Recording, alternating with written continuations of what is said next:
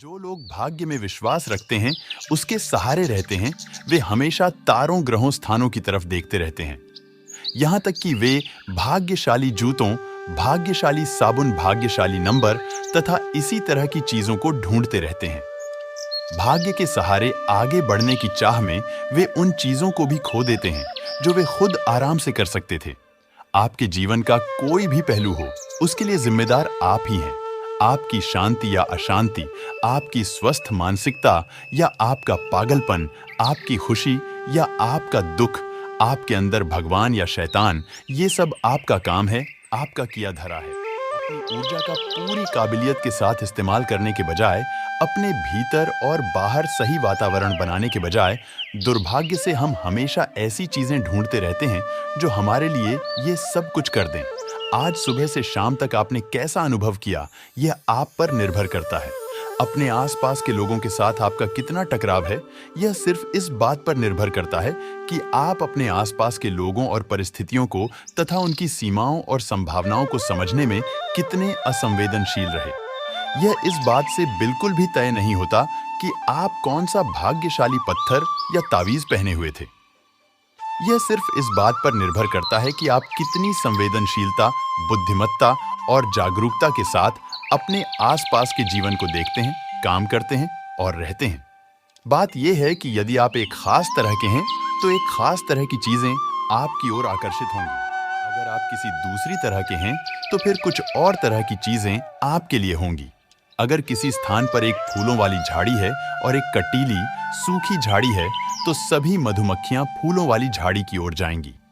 फूलों वाली झाड़ी भाग्यशाली नहीं है, बस उसके पास सुगंध है, जो आपको दिखती भी नहीं, जो सब कुछ अपनी ओर आकर्षित कर रही है। लोग कटीली, सूखी झाड़ी से दूर रहते हैं, क्योंकि वह एक अलग तरह की परिस्थिति तैयार करती है। शायद उन दोनों ही झाड़ियों को पता नहीं कि वे क्या बना रही हैं, पर हो वही रहा है जो होना चाहिए।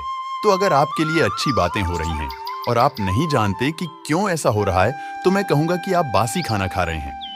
आपने अपना खाना कभी पहले पकाया था, शायद बहुत पहले, और आज भी आप अच्छा खाना खा रहे हैं, लेकिन वो बासी होता जा रहा है। लेकिन यदि आपके लिए अच्छी चीजें हो रही हैं और आप जानते हैं कि ऐसा क्यों हो रहा है, तो इसका मतलब ये है कि आपने अपना खाना आज ही पकाया है, जागरूकता के साथ।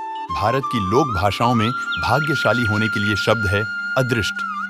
दृष्टि का मतलब है देखना, अदृष्ट का मतलब है अनदेखा। आपकी दृष्टि चली गई है।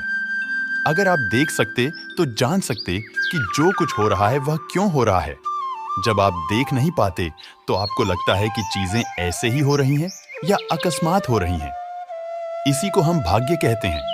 आध्यात्मिक होने का अर्थ है कि आपने अपना जीवन 100% अपने हाथ में रखा है। जब आप अपना जीवन 100% अपने हाथ में रखते हैं, तभी आप पूरी तरह जागरूक इंसान होते हैं और आपके जीवन में दिव्यता की संभावना होती है। समय आ गया है कि आप अपना जीवन होशपूर्वक, जागरूकता के साथ जिएं। भाग्य, सितारों, ग्रहों पर निर्भर मत रहिए। भाग्य और अवसर के भरोसे न बैठिए।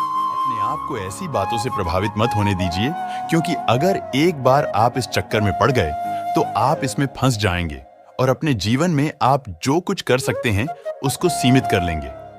आप उससे आगे नहीं जा पाएंगे। यह आपके विकास को, संभावनाओं को रोक देगा।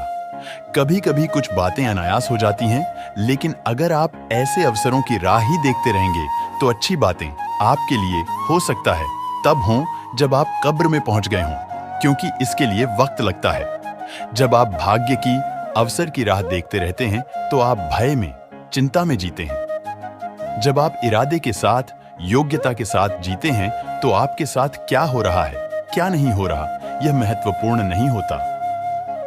आप कम से कम अपनी परिस्थितियों को अपने नियंत्रण में रखते हैं।